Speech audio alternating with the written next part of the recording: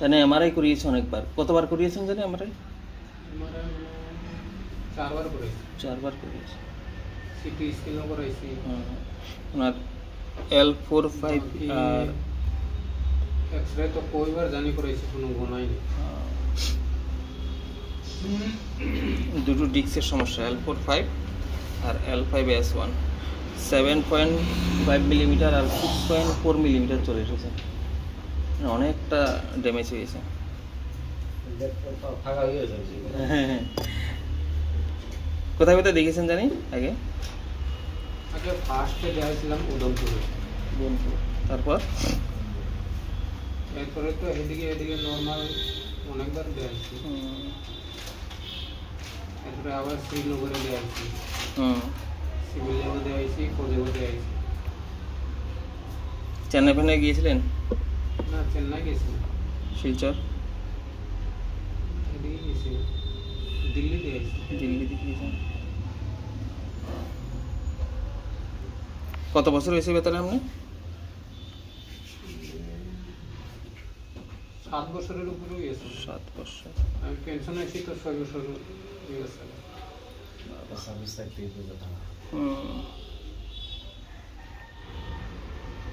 আমার কাছে যখন পেশেন্ট আসে শুধুমাত্র ওই ইন্দ্র যে সে কোমরের ব্যথা নিয়ে ফার্স্ট ট্রিটমেন্ট করতে এসেছে, মানে ফার্স্ট আর কি, আর কোথাও না গিয়ে। নাহলে সবাই চারিদিকে ঘুরে গেলে লাস্টে আসে। আমি তো কইতারি না এনো আছে না, ওই জন্য আমি না। তো এনোই থাই। যেমন কালকে একজন এসেছে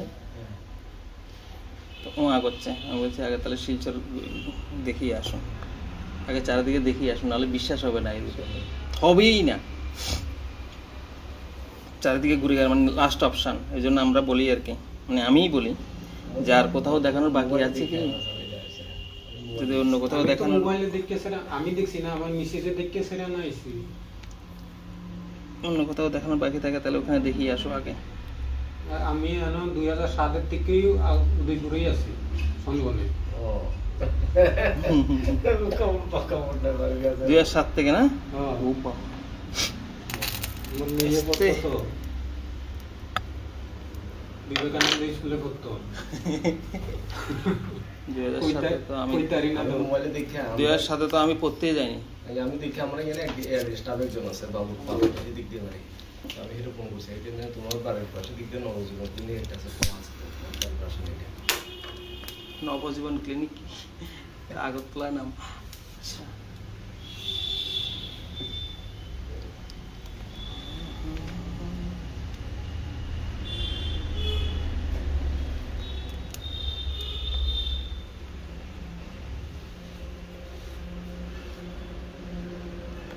এটা যেমন ওই আপনার কোথায় বিলোনিয়ার কৃষ্ণনগর থেকে একজন আসতো আর কি, অনেক হেলদি, মোটা, প্রায় 100 কিলো। আপনি দেখেননি মনে হয়? তাই নিয়ে অনেক দিনের ব্যথা তো, কদিন 3-4 দিন করিয়েছে, মাঝে মাঝে আসে। বলছে ব্যথা তো কমছে না। আমি বলছি তাহলে আগে চারিদিকে ঘুরে আসুন। না ঘুরে আসলে হবে না।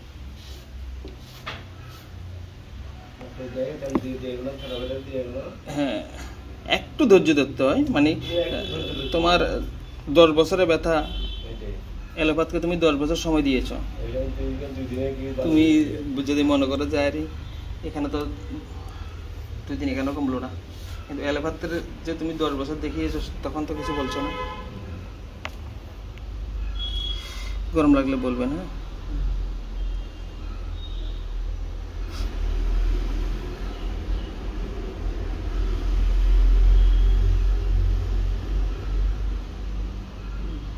দেখুন তো এখন